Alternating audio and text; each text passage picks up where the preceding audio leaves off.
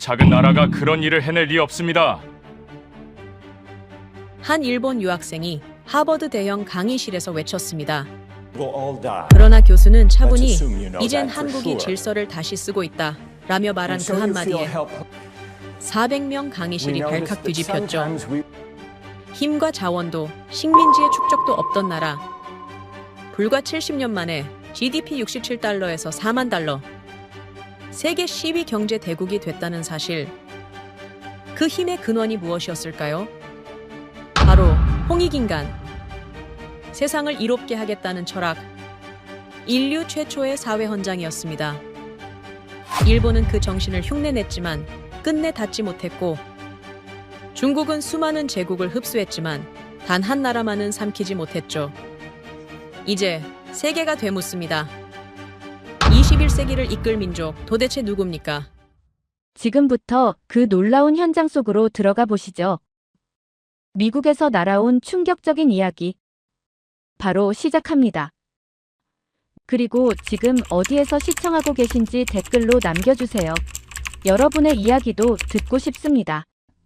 그 전에 잠깐 1초 만에 누를 수 있는 좋아요 버튼을 꾹 눌러주시면 영상 제작에 큰 힘이 됩니다. 그럼 바로 사연 시작하겠습니다. 저는 편견을 가진 사람이었습니다. 한국이요? 기술은 빠르지만 그저 작고 복잡한 나라 정도로만 생각했죠. 그런데 말입니다. 그날 모든 편견이 싹 다 바뀌었어요. 하버드 특강실, 수백 명의 학생들 앞에 계신 교수님이 첫 슬라이드를 띄웠는데 그건 유럽, 일본도 아닌 한국이었습니다. 서울의 밤이었고 빛나는 한강이었어요. 교수님은 이 나라가 이론을 넘어선 문명이라고 단언했습니다. 확신에 찬 눈빛이었죠. 그리고 칠판에 글씨가 써졌는데요. 홍익인간, 세상을 이롭게 한다는 철학. 이것이 유대인의 선민사상마저 넘어섰다고 말함과 동시에 교수님의 목소리가 미세하게 떨리는 걸 느꼈어요. 오랜 학자 인생을 뒤집는 순간이었습니다. 그 순간 알았어요. 오늘은 뭔가 다르다고 말이죠. 안녕하세요. 제 이름은 클라라 케이트라고 합니다. 하버드 대학교 사회학 석사과정을 밟고 있어요. 저번 주 강의는 원래 계획에 없던 특별 강의였습니다.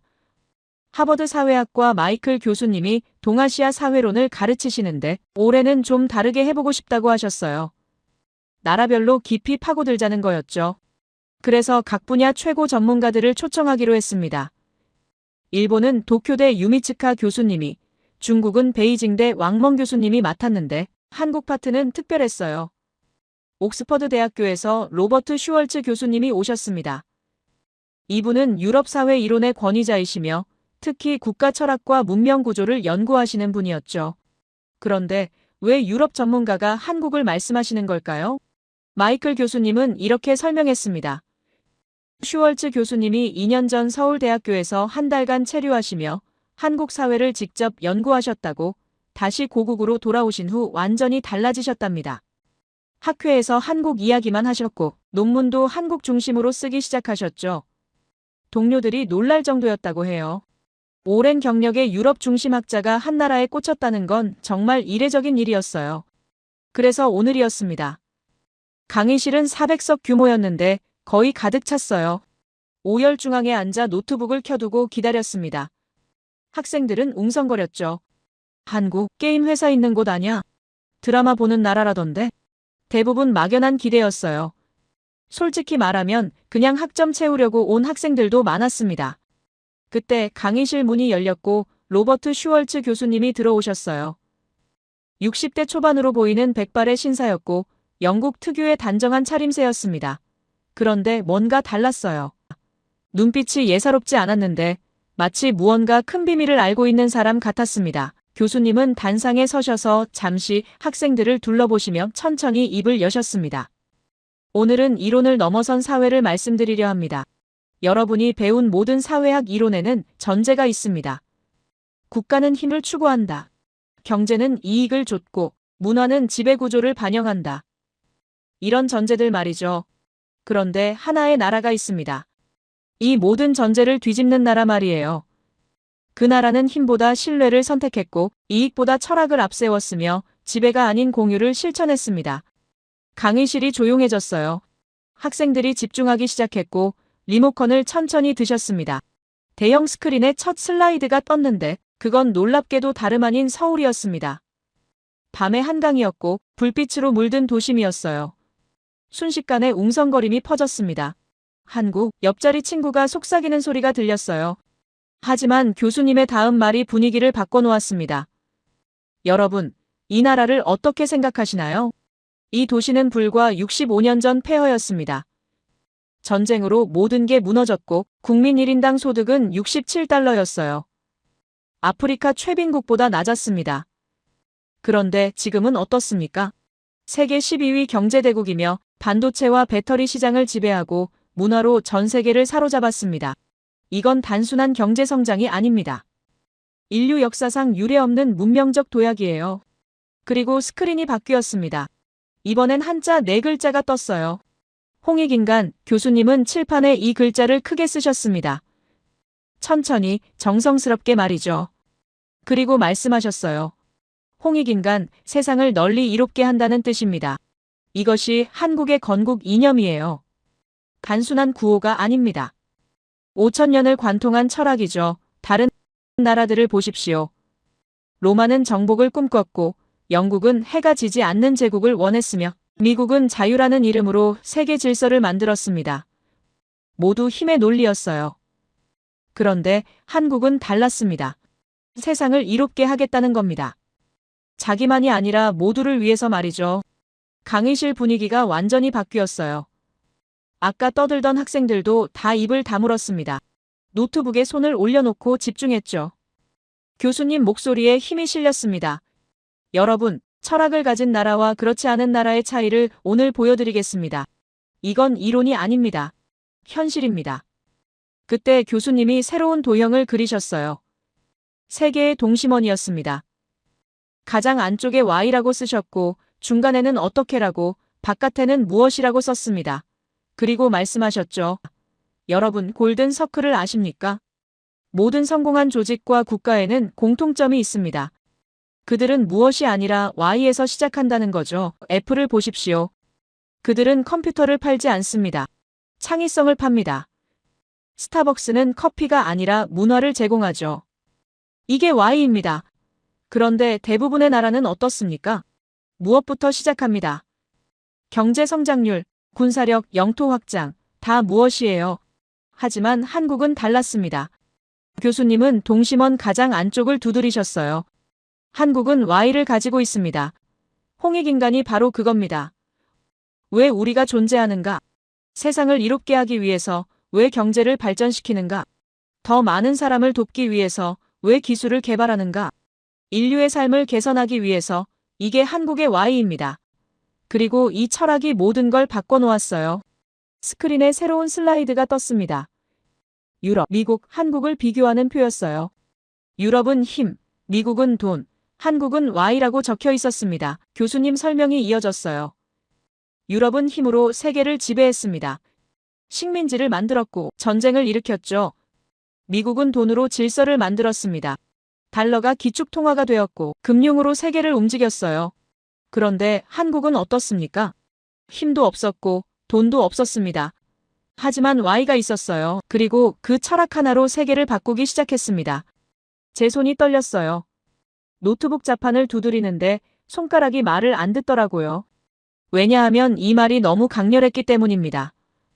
한국이 단순히 잘 사는 나라가 아니라 철학으로 움직이는 문명이라는 거였죠. 주변을 둘러봤습니다. 다른 학생들도 마찬가지였어요. 어떤 학생은 입을 벌리고 있었고 어떤 학생은 눈을 크게 뜨고 스크린을 응시했습니다. 교수님 목소리가 한 톤 낮아졌어요.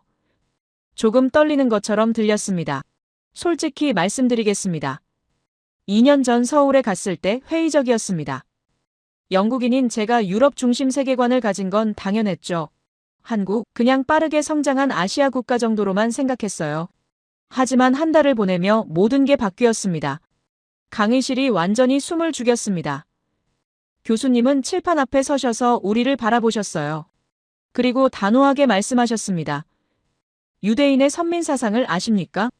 그들은 신에게 선택받았다고 믿습니다. 그래서 자기들만 잘 살면 된다고 생각하죠. 하지만 홍익인간은 다릅니다. 세상 모두를 이롭게 하겠다는 겁니다. 이건 선민사상을 넘어선 철학입니다. 아니, 인류가 도달할 수 있는 최고의 철학이에요. 그때 교수님이 새로운 슬라이드를 띄우셨습니다. 서울대학교 정문 사진이었어요. 햇살이 비치는 캠퍼스였는데 뭔가 따뜻한 느낌이 들었습니다. 교수님 말씀이 이어졌어요. 그럼 이제 제가 직접 본 한국을 이야기하겠습니다. 2년 전 그곳에서 보낸 한 달 말이죠. 학생들이 앞으로 몸을 숙였어요. 모두 궁금했습니다. 도대체 뭘 봤길래 30년 경력의 학자가 바뀐 걸까? 교수님은 천천히 말문을 여셨습니다. 2년 전 서울대학교에서 한 달간 체류 연구를 하게 되었습니다.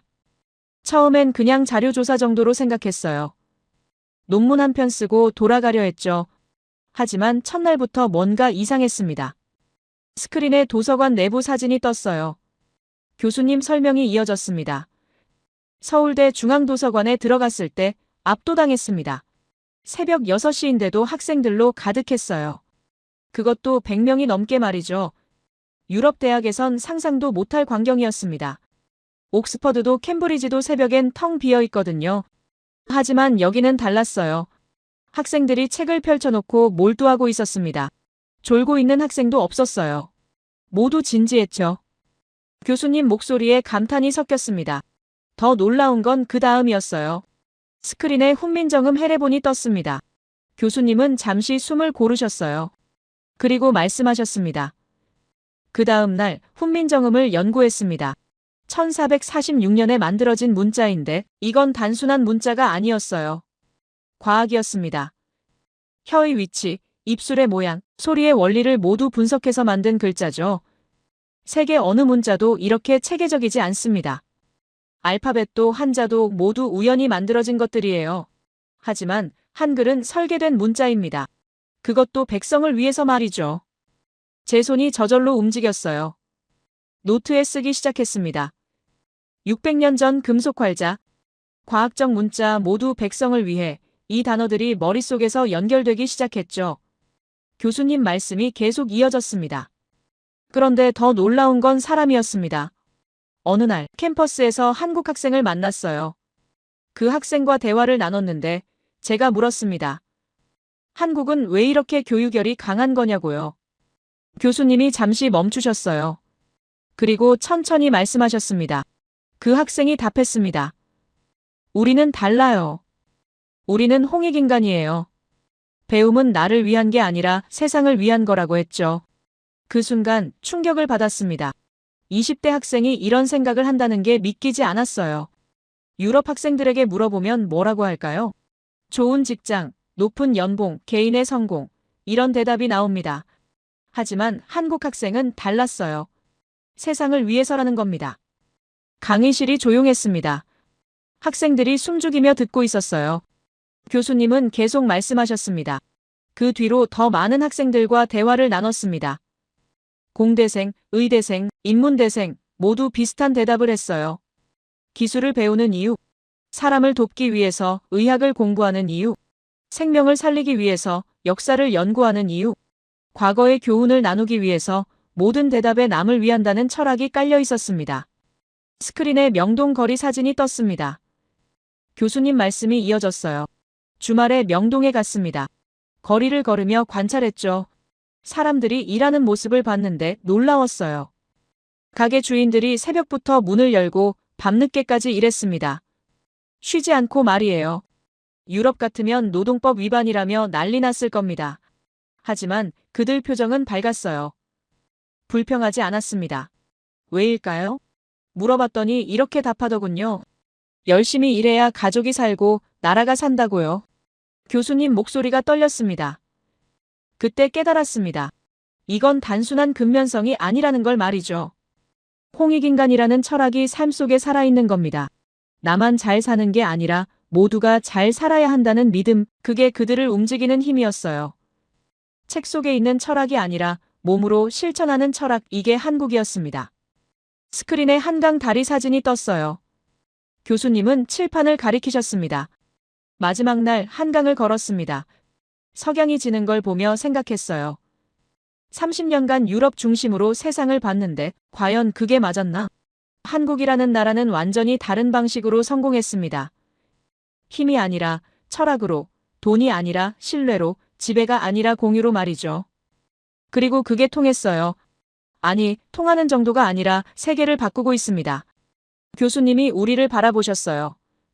천천히 하나하나 눈을 맞추시며 말씀하셨습니다. 여러분, 제 학자 인생 30년이 흔들렸습니다. 돌아와서 논문을 다시 썼어요. 학회에서 발표했죠. 동료들이 놀랐습니다. 슈월츠 교수가 왜 갑자기 한국 이야기를 하는 거냐고요. 하지만 말할 수밖에 없었습니다. 왜냐하면 진실이었으니까요. 그때 교수님이 마지막 슬라이드를 띄우셨습니다. 홍익인간이라는 글자가 크게 떠올랐어요. 교수님 목소리가 강의실 전체를 채웠습니다. 이것이 한국의 힘입니다. 철학이 현실이 된 나라, Y를 아는 문명, 그리고 Y를 5,000년간 지켜온 민족. 이제부터 그 이야기를 하나씩 풀어가겠습니다.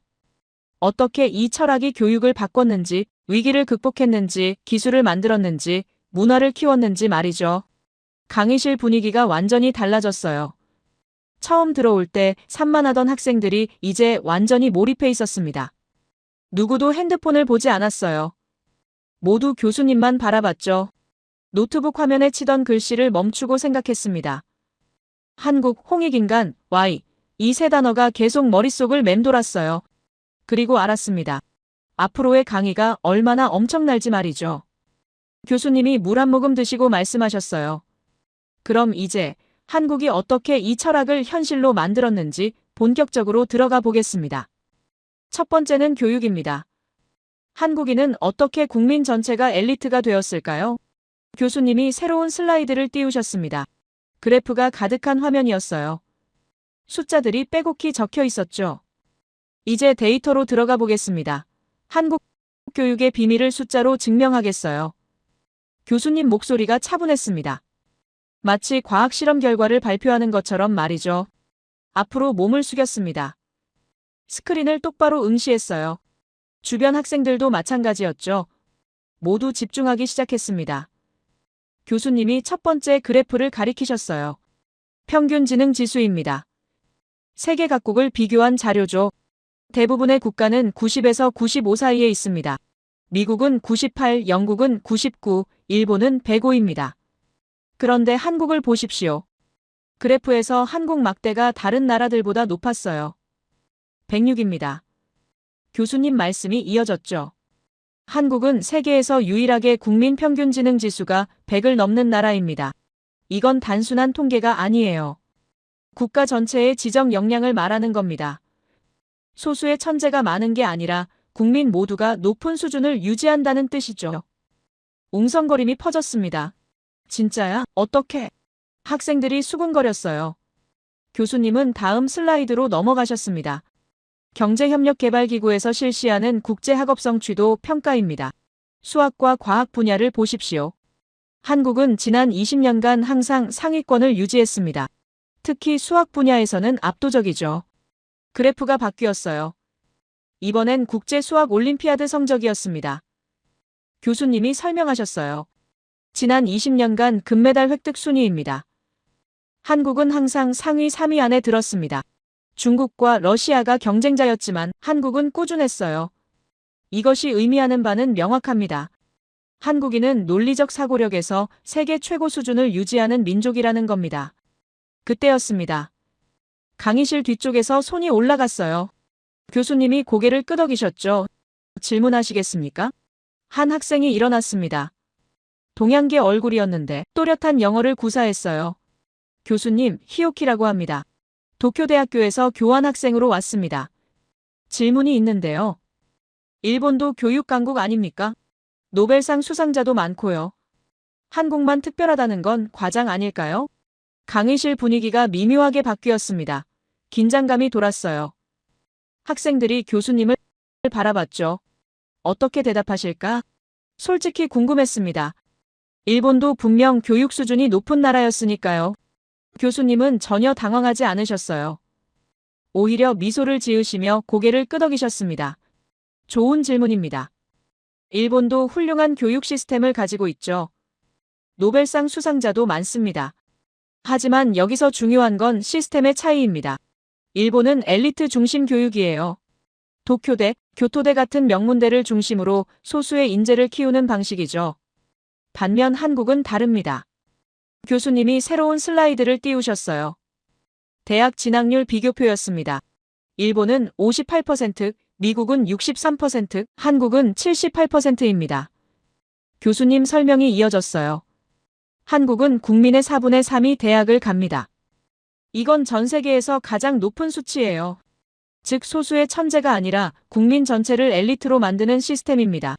이게 일본과 한국의 결정적 차이죠. 히오키가 다시 손을 들었어요. 하지만 교수님, 양보다 질 아닙니까? 모두가 대학을 간다고 해서 다 우수한 건 아니지 않나요? 목소리에 약간의 불편함이 섞여 있었습니다. 마치 자존심이 건드려진 것처럼 말이죠. 교수님은 여전히 침착하셨어요. 의연한 표정으로 답하셨습니다. 그렇다면 질을 봅시다. 그 근간에는 문자가 있습니다. 아까 서울대에서 제가 본 한글 이야기를 했었죠. 지금 그 한글을 다시 깊이 들여다보겠습니다. 왜냐하면 이게 한국 교육의 핵심이기 때문입니다. 스크린에 한글 자모가 떴습니다. 교수님 설명이 시작됐어요. 한글은 1446년에 만들어진 문자입니다. 세계에서 유일하게 과학적으로 설계된 글자죠. 혀의 위치, 입술의 모양, 소리의 원리를 모두 분석해서 만들었습니다. 그래서 배우기가 놀랍도록 쉽습니다. 한국 아이들은 평균 사흘이면 한글을 뗍니다. 사흘이요. 교수님이 칠판에 글자를 쓰셨어요. 한자와 한글을 나란히 적으셨습니다. 한자를 보십시오. 수천 개를 외워야 합니다. 일본도 마찬가지죠. 히라가나, 가타카나, 한자를 모두 배워야 해요. 몇 년이 걸립니까? 초등학교 내내 걸리죠. 하지만 한글은 24개의 글자로 모든 소리를 표현합니다. 며칠이면 끝나요. 이게 무엇을 의미할까요? 교수님이 잠시 멈추셨어요. 그리고 천천히 말씀하셨습니다. 문자를 배우는데 드는 시간이 줄어들면 그만큼 사고하는 시간이 늘어납니다. 한국 아이들은 글자를 외우는데 몇 년을 쓰지 않아요. 그 시간에 수학을, 과학을, 역사를 배웁니다. 이게 교육의 효율성이죠. 그리고 더 놀라운 건 이겁니다. 새로운 슬라이드가 떴습니다. 세계 지도 위에 여러 나라가 표시되어 있었어요. 교수님이 설명하셨죠. 지금 한글을 채택하는 국가들이 늘고 있습니다. 인도네시아의 찌아찌아족. 그들은 2009년부터 한글을 공식 문자로 쓰고 있어요. 왜일까요? 자신들의 언어를 가장 정확하게 표기할 수 있기 때문입니다. 솔로몬 제도의 일부 부족도 한글 도입을 검토 중이죠. 교수님 목소리에 열정이 실렸습니다. 유네스코가 문맹 퇴치 프로그램에서 한글을 적극 권장하는 이유가 뭘까요? 배우기 쉽고 정확하며 과학적이기 때문입니다. 현재 전 세계 언어학자들이 주목하는 게 있습니다. 한글이 영어를 넘어 세계 공통어가 될 가능성이 있다는 거죠. 강의실이 술렁였습니다. 진짜 한글이 세계 공통어? 학생들이 놀란 표정이었어요. 교수님은 계속 설명하셨습니다. 영어는 철자와 발음이 일치하지 않습니다. 같은 글자인데 단어마다 다르게 읽히죠. 하지만 한글은 다릅니다. 보는 대로 읽으면 됩니다. 배우는 사람 입장에서 이보다 쉬운 문자가 없어요. 게다가 한글은 모든 언어의 발음을 표기할 수 있습니다. 영어도, 중국어도, 아랍어도 한글로 쓸 수 있어요. 히오키의 표정이 굳어졌습니다. 뭔가 말하려다가 입을 다물었어요. 교수님은 그쪽을 보지 않으시며 계속 말씀하셨죠. 문자가 사고를 만든다면 한글은 논리를 만듭니다. 연구 결과가 있어요. 한글을 배우는 과정에서 아이들은 자연스럽게 체계적 사고를 익힌다는 겁니다. 왜냐하면 한글이 논리적 구조를 가지고 있기 때문이죠. 자음과 모음의 조합, 규칙적인 배열, 이 모든 게 뇌의 논리를 각인시킵니다. 새로운 슬라이드가 떴어요. 이번엔 젓가락 사진이었습니다. 웃음이 나오려 했지만 참았어요. 젓가락. 이게 교육이랑 무슨 관계지? 하지만 교수님 설명을 듣고 놀랐습니다. 한국인은 세계에서 유일하게 철제 젓가락을 사용하는 민족입니다. 일본이나 중국은 나무 젓가락을 쓰죠. 하지만 한국은 미끄러운 쇠젓가락으로 음식을 집습니다. 어릴 때부터 말이에요. 교수님이 자료를 보여주셨어요. 하버드 의대와 도쿄대 신경과학연구소의 공동 연구입니다. 철제 젓가락을 사용하는 아이들은 손의 미세 근육이 더 정교하게 발달합니다. 그리고 이 과정에서 뇌의 전두엽과 소뇌가 더 활성화된다고 밝혀졌어요. 이게 무엇을 의미할까요? 정밀한 손 기술과 높은 사고력을 동시에 키운다는 겁니다. 교수님 목소리에 힘이 실렸습니다. 그래서 한국은 외과 수술 분야에서 세계 최상위권입니다. 게임과 e스포츠에서도 압도적이죠. 바둑 같은 전략 게임에서도 독보적입니다. 인류 역사상 인공지능을 이긴 유일한 사람이 누구입니까? 한국의 이세돌 구단입니다. 이건 우연이 아니에요. 어릴 때부터 손과 뇌를 동시에 훈련한 결과죠. 그래프가 다시 바뀌었습니다. 이번엔 학습 시간 비교였어요. 교수님이 설명하셨죠. 한국 학생들의 평균 학습 시간입니다. 하루 평균 10시간 이상입니다.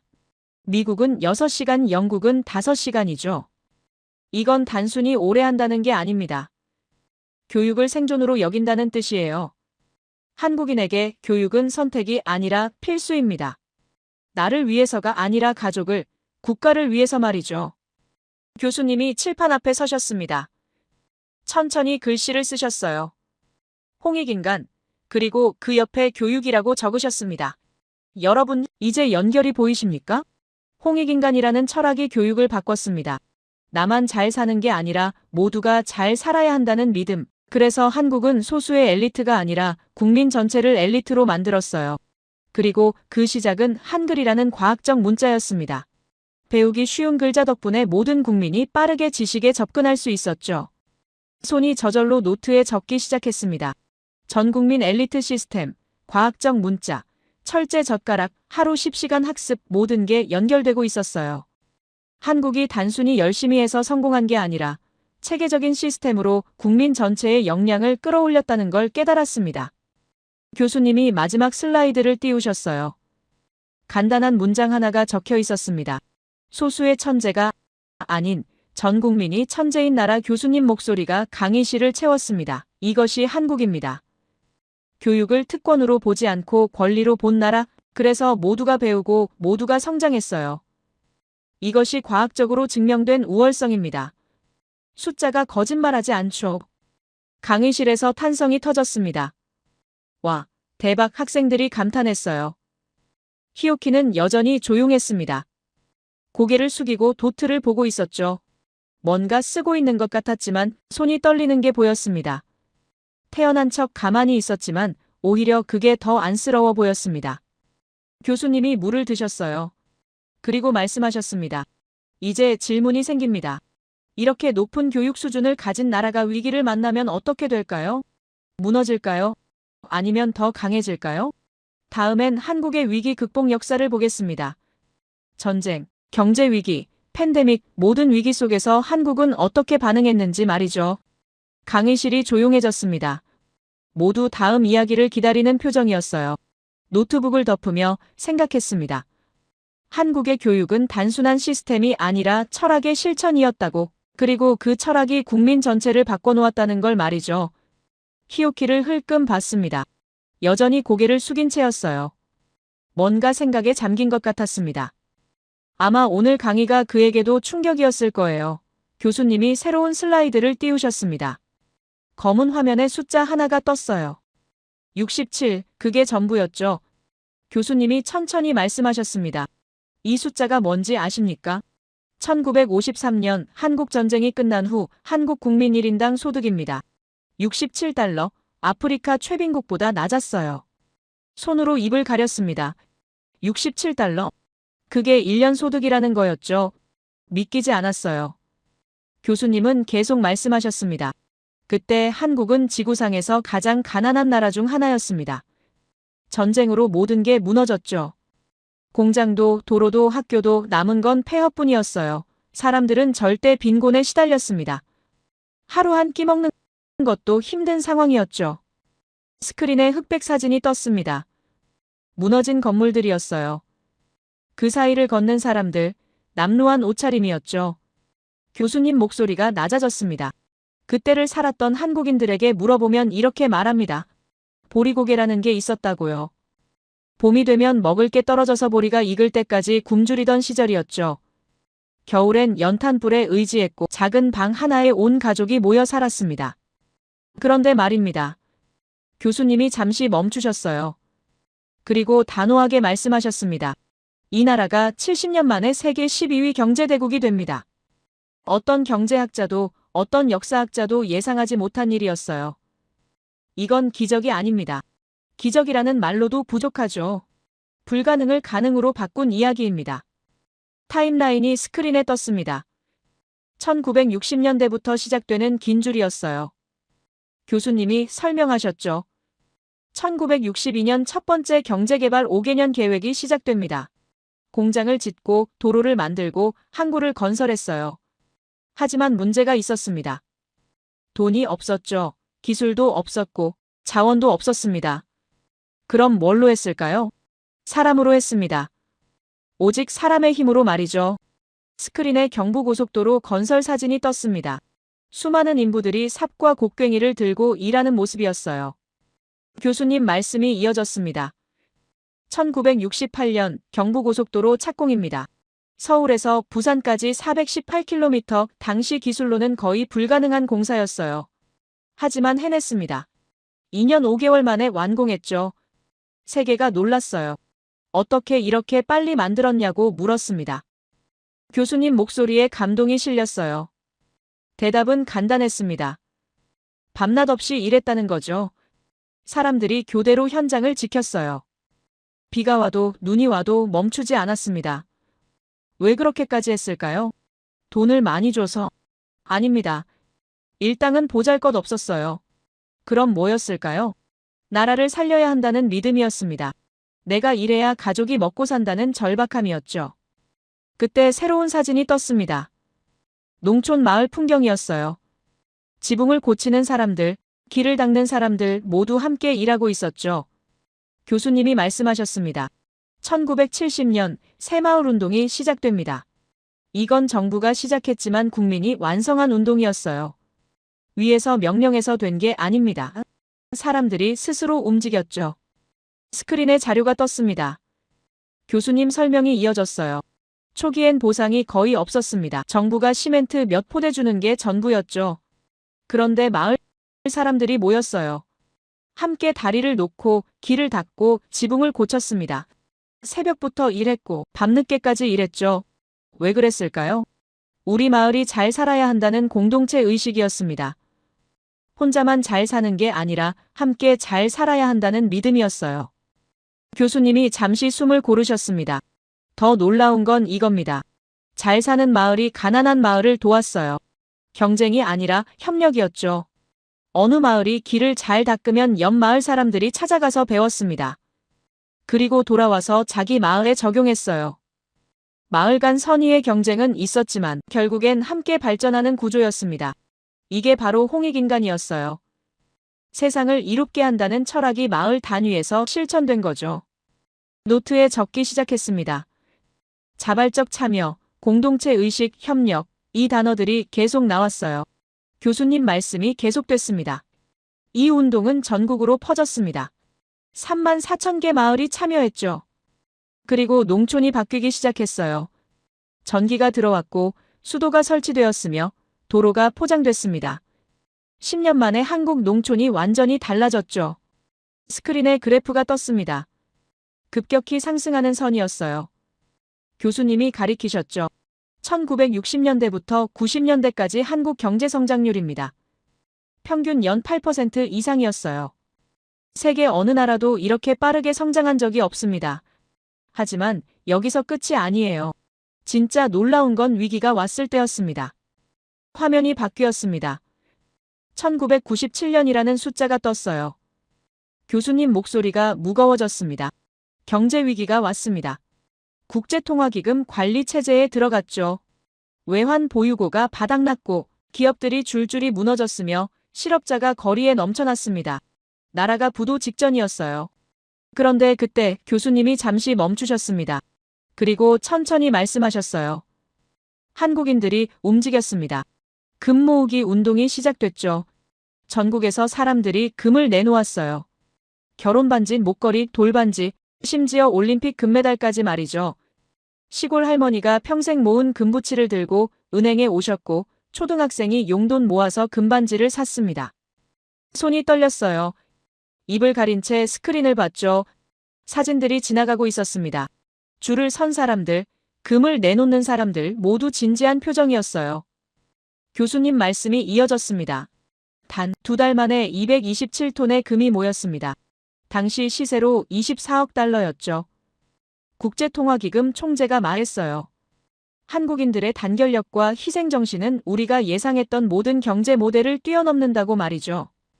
결과는 어땠을까요? 교수님이 단호하게 말씀하셨습니다. 3년 만에 모든 빚을 갚았습니다. 국제통화기금 역사상 최단 기간 채무 상환이었어요. 다른 나라들은 10년, 20년이 걸렸지만 한국은 3년이었습니다. 어떻게 가능했을까요? 국민이 나섰기 때문입니다. 위기를 기회로 바꾼 거죠. 스크린이 바뀌었습니다. 2008년이라는 숫자가 떴어요. 교수님이 설명하셨죠. 글로벌 금융위기입니다. 미국에서 시작된 위기가 전 세계를 덮쳤어요. 선진국들이 무너졌습니다. 미국은 마이너스 2.5%, 일본은 마이너스 5.4%, 유럽연합은 마이너스 4.3% 성장률을 기록했죠. 기업들이 도산했고 실업률이 치솟았으며 전 세계 경제가 얼어붙었습니다. 그런데 교수님이 강조하셨어요. 한국만 달랐습니다. 플러스 0.2% 성장을 기록했죠. 세계에서 유일하게 경제 성장을 이어간 선진국이었어요. 전문가들이 놀랐습니다. 어떻게 한국만 버틸 수 있었냐고 물었죠. 대답은 명확했습니다. 한국 기업들이 위기 속에서도 투자를 늘렸고 정부가 신속하게 대응했으며 국민이 소비를 유지했기 때문입니다. 위기를 기회로 본 거죠. 마지막 슬라이드가 떴습니다. 2020년이라는 숫자였어요. 교수님 말씀이 이어졌습니다. 팬데믹이 왔습니다. 전 세계가 멈췄죠. 나라마다 봉쇄에 들어갔고 경제가 마비됐으며 사람들이 공포에 떨었습니다. 하지만 한국은 또 달랐어요. 드라이브스루 검사, 워크스루 선별진료소, 빠른 추적과 격리 세계가 한국을 봤습니다. 세계보건기구가 말했어요. 한국의 대응은 전 세계가 배워야 할 교과서라고 말이죠. 교수님이 우리를 바라보셨습니다. 천천히 하나하나 눈을 맞추시며 말씀하셨어요. 여러분, 패턴이 보이십니까? 전쟁 후 폐허, 새마을운동, 경제위기, 금융위기, 팬데믹, 매번 위기였습니다. 하지만 매번 한국은 더 강해졌어요. 이건 우연이 아닙니다. 한국인의 DNA 속에 위기를 기회로 바꾸는 능력이 있습니다. 공동체를 위해 개인이 희생하는 정신, 함께 극복하려는 의지, 이게 한국의 진짜 힘입니다. 칠판에 글씨를 쓰셨어요. 홍익인간, 그리고 그 옆에 위기 극복이라고 적으셨습니다. 다시 연결됩니다. 세상을 이롭게 한다는 철학이 위기 앞에서 빛을 발했어요. 나만 살겠다가 아니라 우리 모두 살아야 한다는 믿음, 그래서 금반지를 내놓았고 밤낮 없이 일했으며 함께 버텼습니다. 이게 한국입니다. 강의실이 숙연해졌습니다. 아무도 말이 없었어요. 모두 생각에 잠긴 것 같았죠. 노트북을 내려다봤습니다. 적어놓은 단어들이 보였어요. 폐허, 새마을운동, 금모으기, 공동체, 희생, 극복, 모든 게 하나로 이어졌습니다. 한국은 위기 속에서 더 강해지는 나라였어요. 그리고 그 힘의 근원은 홍익인간이라는 철학이었죠. 교수님이 물을 드셨습니다. 그리고 말씀하셨어요. 이제 질문이 생깁니다. 이렇게 위기를 극복한 나라가 만든 산업은 어떨까요? 다음엔 한국이 세계 경제를 어떻게 지배하고 있는지 보겠습니다. 반도체, 배터리, 첨단 기술, 그 이야기를 시작하겠습니다. 교수님이 새로운 지도를 띄우셨는데요. 바로 세계 지도였는데 여러 나라의 불빛이 켜져 있었어요.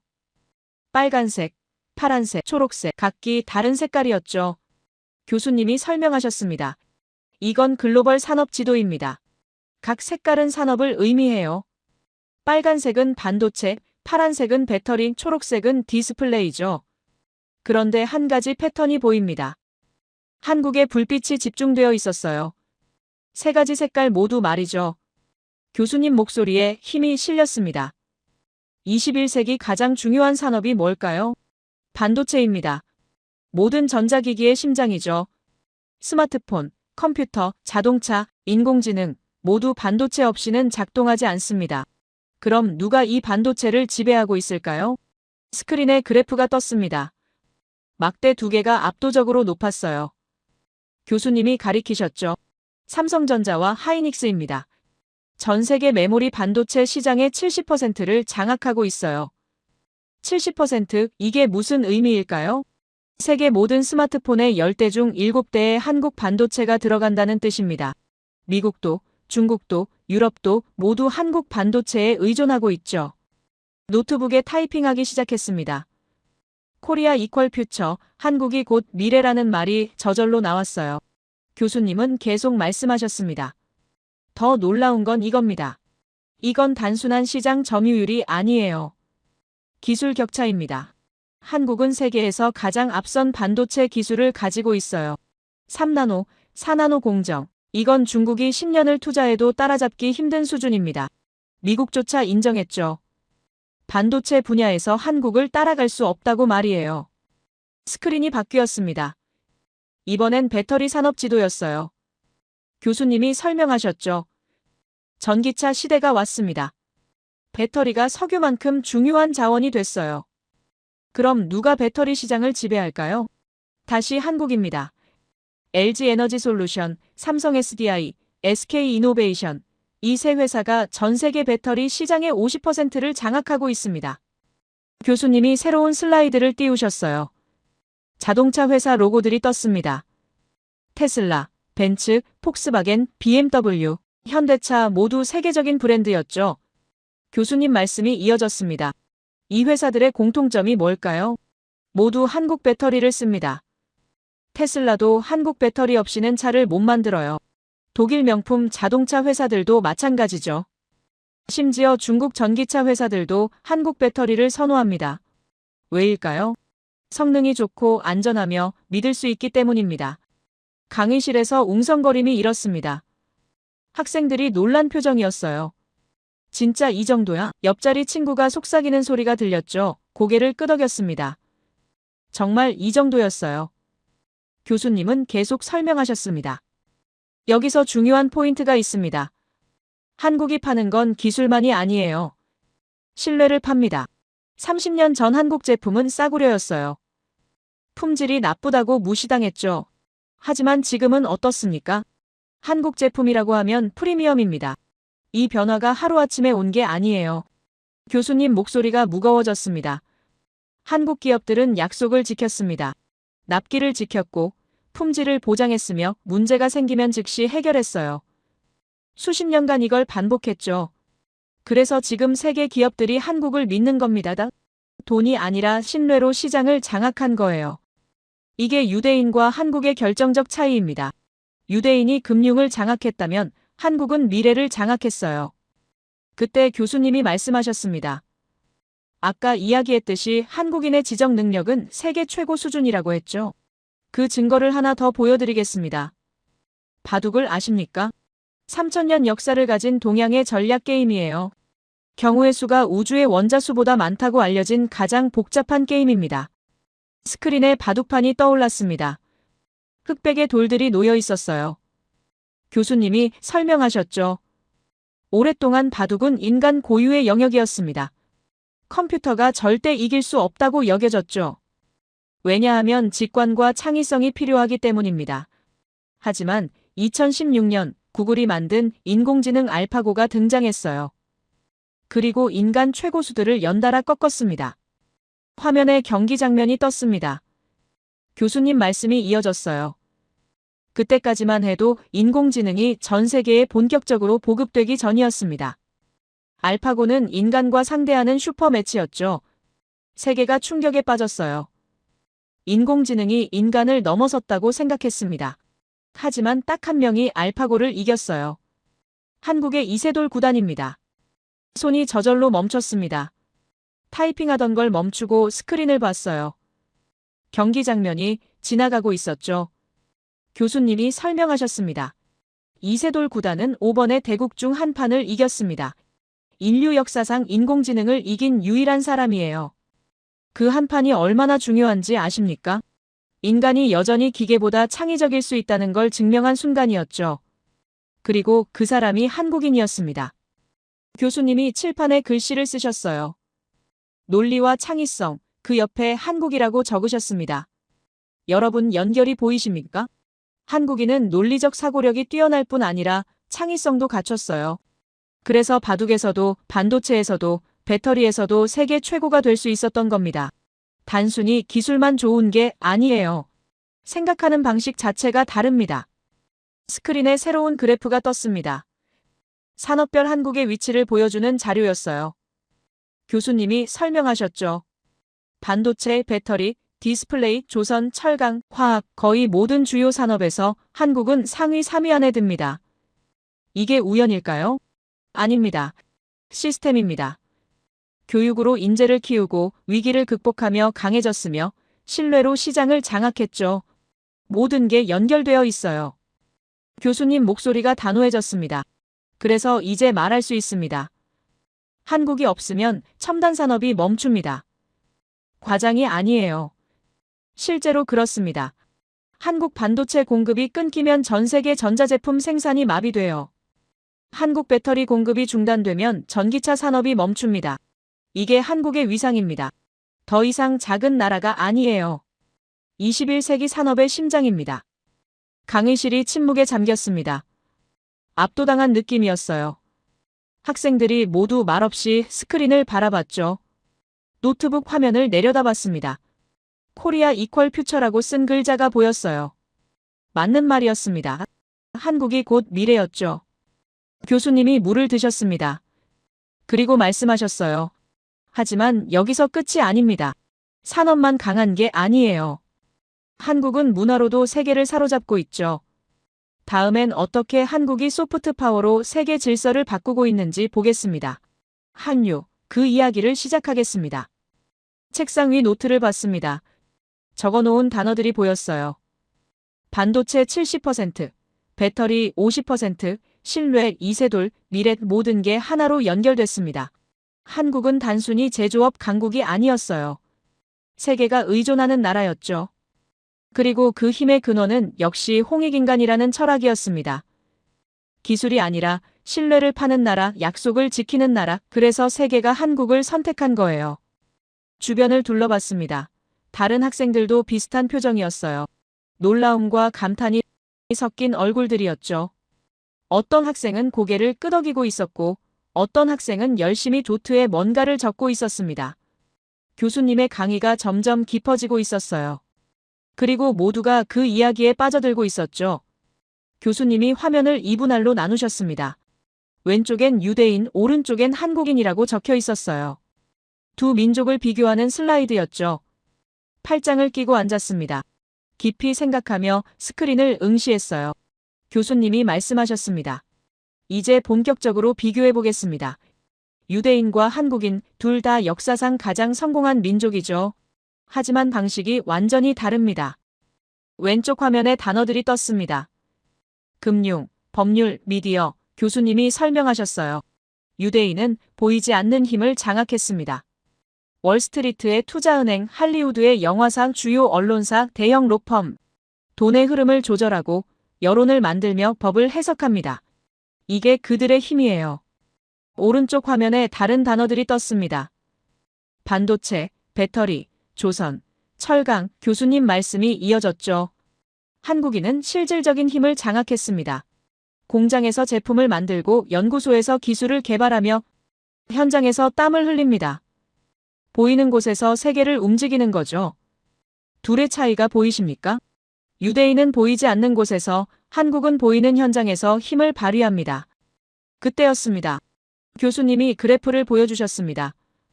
한국 국산화율 변화였어요. 2019년 0%에서 2023년 90%로 올라간 선이 보였죠. 교수님 설명이 이어졌습니다. 3년 만에 국산화했습니다. 일본이 수십 년 걸려 개발한 기술을 한국은 3년 만에 따라잡았어요. 그것도 더 나은 품질로 말이죠. 지금은 오히려 일본이 한국에 수출하고 싶어 합니다. 히오키의 얼굴이 굳었습니다. 하지만 멈추지 않았어요. 그래도 교수님, 일본은 노벨상 수상자가 많지 않습니까? 기초과학에서 앞서 있다는 증거 아닙니까? 목소리가 약간 떨리고 있었죠. 교수님은 여전히 침착하셨습니다.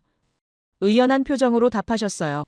노벨상은 과거의 성과를 인정하는 상입니다. 20년, 30년 전 연구에 주는 거죠. 그럼 현재는 어떨까요? 교수님이 새로운 데이터를 보여주셨습니다. 최근 10년간 주요 학술지 논문 발표 수입니다. 반도체, 배터리, 신소재 분야에서 한국이 일본을 압도하고 있어요. 미래를 보면 답이 나옵니다. 히오키가 입을 다물었습니다. 멋쩍은 웃음을 지으며 앉았어요. 태연한 척했지만 고개를 들지 않았습니다. 핸드폰을 꺼내 뭔가 적기 시작했죠. 교수님은 강의를 계속하셨습니다. 이런 경쟁과 도전이 한국을 더 강하게 만듭니다. 압박이 올수록 더 빠르게 발전하죠. 이게 위기를 기회로 바꾸는 DNA입니다. 스크린에 새로운 비교표가 떴습니다. 교수님이 설명하셨어요. 금융은 옮겨갈 수 있지만 기술은 뿌리를 내립니다. 유대인의 금융 네트워크는 강력하지만 한 곳에 고정되어 있지 않아요. 뉴욕에서 런던으로, 런던에서 홍콩으로 돈은 움직이죠.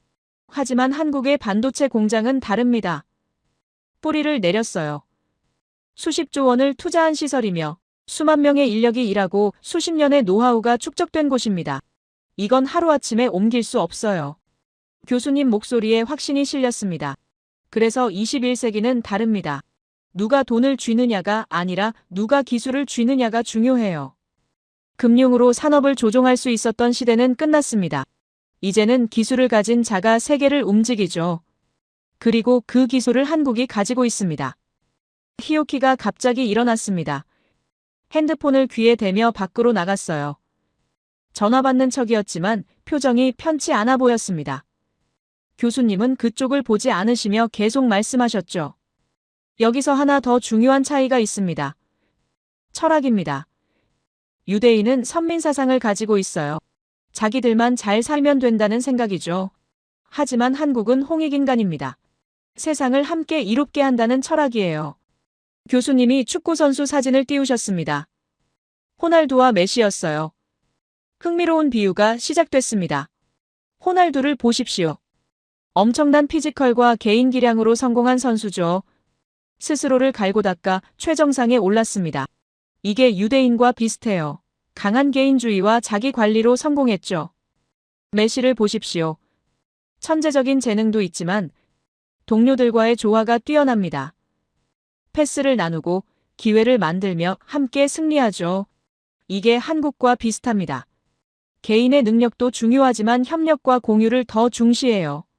메시는 동료와 함께 승리한다는 말, 이게 바로 한국입니다. 노트에 적었습니다. 호날두 대 메시, 개인 대 협력, 유대인 대 한국인, 모든 게 연결되고 있었어요. 교수님 말씀이 계속됐습니다. 그리고 이 차이가 문화에서 드러납니다. 유대인은 자신들의 문화를 내부에서만 공유해요. 폐쇄적인 네트워크죠. 하지만 한국은 다릅니다. 문화를 세계와 나눕니다.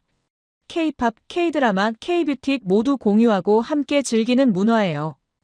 교수님이 새로운 슬라이드를 띄우셨습니다. 방탄소년단 사진이었어요. 이들이 유엔에서 연설한 장면이었죠. 문화는 국가력을 높이는 가장 큰 포인트입니다. 군사력도 경제력도 중요하지만 문화는 사람의 마음을 움직이죠. 그리고 나라를 사랑하는 마음을 서로 확인할 수 있게 합니다. 한국은 이걸 눈에 띄게 보여주고 있어요. 교수님 목소리가 열정적으로 변했습니다. 한국 문화를 보십시오. 강요하지 않습니다. 자연스럽게 퍼져나가죠. 사람들이 스스로 좋아하고 스스로 따라하며 스스로 공유합니다. 이게 소프트 파워입니다. 힘으로 밀어붙이는 게 아니라 매력으로 끌어당기는 거죠. 그리고 그 중심엔 홍익인간이라는 철학이 있어요. 나만 좋은 게 아니라 함께 좋아야 한다는 믿음이 문화를 통해 실현되는 겁니다. 강의실에서 고개를 끄덕이는 학생들이 보였습니다. 모두 공감하는 표정이었어요. 옆자리 친구가 속삭였습니다. 맞아, K-팝 진짜 좋잖아. 고개를 끄덕였죠. 정말 그랬습니다. 교수님이 마지막 슬라이드를 띄우셨어요. 20세기와 21세기를 비교하는 표였습니다. 20세기는 유대인의 시대였습니다. 금융으로 세계를 움직였죠. 하지만 21세기는 다릅니다. 기술과 문화로 세계를 바꾸는 시대예요. 그리고 그 중심에 한국이 있습니다. 유대인은 보이지 않는 곳에서 힘을 행사했지만 한국은 보이는 현장에서 실질적으로 세계를 변화시키고 있어요. 교수님이 우리를 바라보셨습니다. 천천히 말씀하셨어요. 여러분, 이제 선택의 시기입니다. 과거의 방식을 따를 것인가? 미래의 방식을 배울 것인가? 한국은 미래의 방식을 보여주고 있습니다. 협력과 공유, 기술과 문화, 철학과 실천, 이 모든 게 조화를 이루며 새로운 세계 질서를 만들고 있어요. 히오키가 다시 들어왔습니다. 자리에 앉았지만 여전히 고개를 들지 않았어요. 핸드폰만 들여다보고 있었죠. 교수님은 그를 신경 쓰지 않으시며 말씀하셨습니다.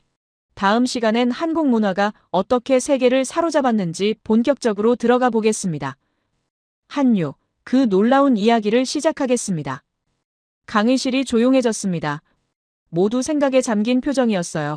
노트북을 내려다봤습니다. 적어놓은 단어들이 보였죠. 보이지 않는 힘 대 힘, 금융 대 기술, 호날두 대 메시, 유대인 대 한국인, 모든 비교가 한국의 우위를 가리키고 있었습니다. 그리고 그 근본엔 역시 홍익인간이라는 철학이 있었어요. 교수님이 단상에서 내려오셨습니다. 학생들 사이를 걸으며 말씀하시기 시작했어요. 이번엔 분위기가 달랐습니다. 더 친근하고 열정적이었죠. 이제 문화 이야기를 본격적으로 해보겠습니다. 한국이 세계를 어떻게 바꾸고 있는지 말이에요. 교수님이 한 학생 옆을 지나가며 물으셨습니다. 한국 드라마 본 적 있나요? 학생이 고개를 끄덕였어요. 오징어 게임요. 교수님이 미소 지으셨죠. 바로 그겁니다. 오징어 게임은 넷플릭스 역사상 최고 시청률을 기록했어요. 111개국에서 1위를 했습니다. 이건 단순한 드라마 성공이 아닙니다. 문화 권력의 이동이에요. 제 옆을 지나가셨습니다. 잠깐 눈이 마주쳤어요. 교수님이 물으셨죠. K뷰티 제품 써보셨나요? 고개를 끄덕였습니다. 선크림이요. 교수님이 웃으셨어요. 전 세계 여성들이 한국 화장품을 찾습니다. 왜일까요? 품질도 좋지만 철학이 다르기 때문이에요. 피부를 건강하게 만든다는 개념, 이게 서양의 화장으로 가리는 방식과 근본적으로 다릅니다. 교수님이 강의실 중앙에 서셨습니다. 천천히 둘러보시며 말씀하셨어요. 문화는 침략하지 않습니다. 초대받습니다. 한국 문화를 보십시오. 누가 강요했나요? 아무도 없습니다. 사람들이 스스로 좋아하고 스스로 배우며 스스로 따라합니다. 이게 진짜 힘입니다. 총칼이 아니라 매력으로 세계를 움직이는 거죠. 스크린에 새로운 영상이 재생됐습니다. 세계 각국 사람들이 한국어를 배우는 모습이었어요. 교수님 설명이 이어졌죠. 한국어 학습자가 폭발적으로 늘고 있습니다. 2010년 1,000만 명에서 2023년 5천만 명으로 증가했어요. 왜 배울까요? 드라마를 자막 없이 보고 싶어서, K-팝 가사를 이해하고 싶어서, 한국 친구와 대화하고 싶어서입니다. 이게 문화의 힘이에요. 교수님이 다시 걸으시며 말씀하셨습니다. 그런데 여기서 중요한 게 있습니다. 한국 문화가 왜 이렇게 매력적일까요? 표면만 봐서는 안 됩니다. 깊이 들어가 봐야 해요. K-드라마를 보면 뭐가 나옵니까? 가족의 우정, 희생, 공동체 의식입니다. 개인의 성공보다 함께 사는 삶을 그리죠. 이게 서양 드라마와 다른 점이에요. 새로운 슬라이드가 떴습니다. 한국 음식 사진들이었어요. 김치, 비빔밥, 불고기, 교수님이 설명하셨죠. K푸드를 보십시오. 혼자 먹는 음식이 아닙니다. 나눠 먹는 음식이에요. 찌개는 가운데 놓고 함께 떠먹고, 삼겹살은 구워서 나눠 먹으며, 김치는 담가서 이웃과 나눕니다. 이게 홍익인간입니다. 음식 문화 속에도 세상을 이롭게 한다는 철학이 녹아 있어요. 교수님이 창가로 걸어가셨습니다. 밖을 보시며 말씀하셨어요. 그리고 한 가지 더 있습니다. 한국의 국화를 아십니까? 무궁화입니다. 이 꽃이 특별한 이유를 말씀드리겠습니다. 무궁화는 하루만 피었다가 집니다. 하지만 다음 날 또 피고 그 다음 날도 피며 100일 동안 계속 핍니다. 이게 한국인의 정신이에요. 한 번 지더라도 다시 일어나는 겁니다. 스크린에 무궁화 사진이 크게 떴습니다. 교수님 목소리에 감동이 실렸어요. 무궁화는 척박한 땅에서도 잘 자랍니다. 물을 많이 주지 않아도 비료를 주지 않아도 스스로 피어나죠. 한국 역사를 보십시오. 전쟁의 폐허에서 경제 위기 속에서 팬데믹 가운데서도 계속 피어났습니다. 이게 무궁화의 정신이고 한국인의 정신이며 홍익인간의 실천이에요. 교수님이 천천히 강의실을 걸으셨습니다. 학생들 한 명 한 명과 눈을 맞추시며 말씀하셨어요. 여러분, 무궁화의 꽃말을 아십니까? 영원한 사랑입니다. 자기만 사랑하는 게 아니에요. 세상을 사랑하는 겁니다. 그래서 매일 새로운 꽃을 피우며 아름다움을 나누는 거죠. 한국 문화가 바로 그렇습니다. 자기만의 것으로 간직하지 않고 세계와 나눕니다. 제자리 앞을 지나가시며 멈추셨습니다. 저를 보시며 말씀하셨어요. 한국은 기준을 만들고 세계는 그 기준을 따릅니다. 이제 전 세계 화장품 회사들이 한국 방식을 배우고 드라마 제작자들이 한국 스토리텔링을 연구하며 음식점들이 한국 맛을 재현하려 합니다. 이게 문화 권력입니다. 군사력도 경제력도 아닌 순수한 매력의 힘이에요. 교수님이 다시 앞으로 걸어가셨습니다. 강의실 전체를 둘러보시며 말씀하셨죠. 소프트 파워의 시대입니다. 누가 더 강한 무기를 가졌는가가 아니라 누가 더 매력적인가가 중요해요. 한국이 그 교과서입니다.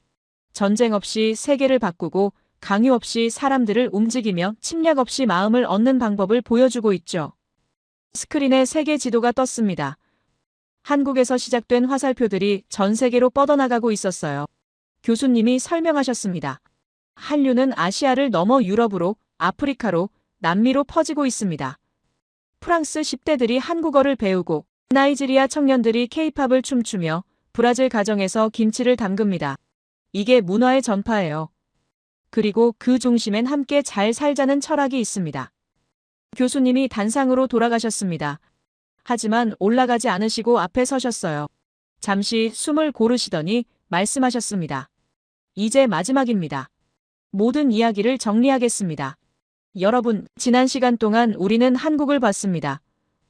홍익인간이라는 철학을, 전 국민 엘리트 교육 시스템을, 위기를 기회로 바꾸는 DNA를, 반도체와 배터리로 장악한 산업을, 그리고 문화로 세계를 사로잡는 힘을 말이에요. 마지막 슬라이드가 떴습니다. 검은 화면에 흰 글씨 한 줄이었어요.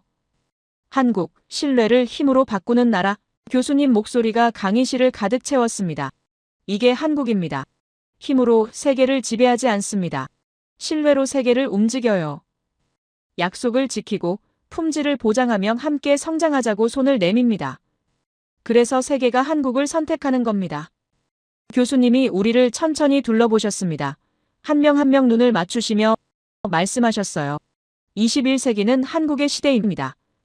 과장이 아닙니다. 사실입니다. 반도체 없이는 인공지능이 돌아가지 않고 배터리 없이는 전기차가 움직이지 않으며 한국 문화 없이는 젊은 세대가 공감할 콘텐츠가 없습니다. 한국 없이는 미래도 없어요. 노트를 덮었습니다. 두 손을 모으고 경청했어요. 교수님 말씀이 계속됐습니다.